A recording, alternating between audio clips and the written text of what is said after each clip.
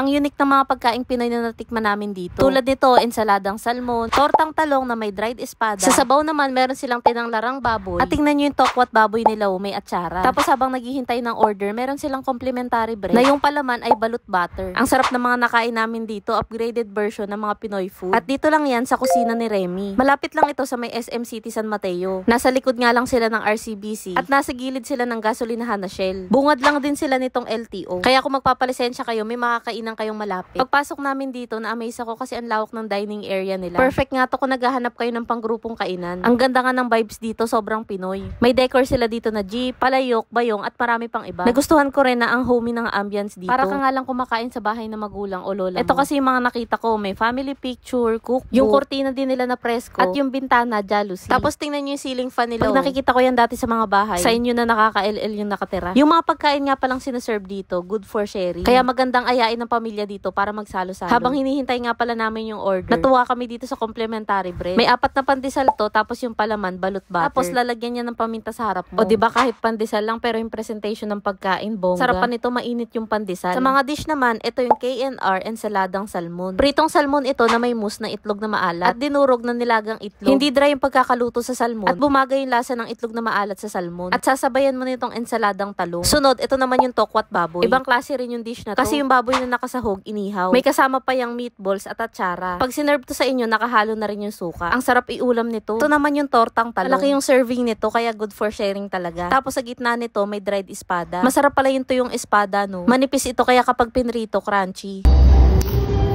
Malasa tong tortang talong, may itlog na maalat din na toppings. Next, ito naman yung tinanglarang baboy. First time ko tong narinig, pero yung lasa nito maasim na parang sinigang. At malalasahan mo yung tanglad sa sabaw. Plus yung katas ng mga gulay na inihaw. Ang galing na pwede palang ihalo yung inihaw na gulay. Nagbibigay smoky flavor nga to dito sa sabaw. Kaya nabanggit ko sa inyo kanina na ang unique ng mga nalasahan namin dito. Hindi nga typical na pagkaing Pinoy yung matitikman nyo dito. Lasang lutong bahay nga to na upgraded version. Kaya kung naghahanap kayo kung saan kakain pamilya, try nyo na rin yung mga sinaserve nila rito. Paniguradong sulit nga ibabayad nyo. Ang ganda ng presentation ng pagkain, masarap, at yung mga staff nila ay maaasikaso. Kaya guys, subukan nyo na rin dito sa kusina ni Remy.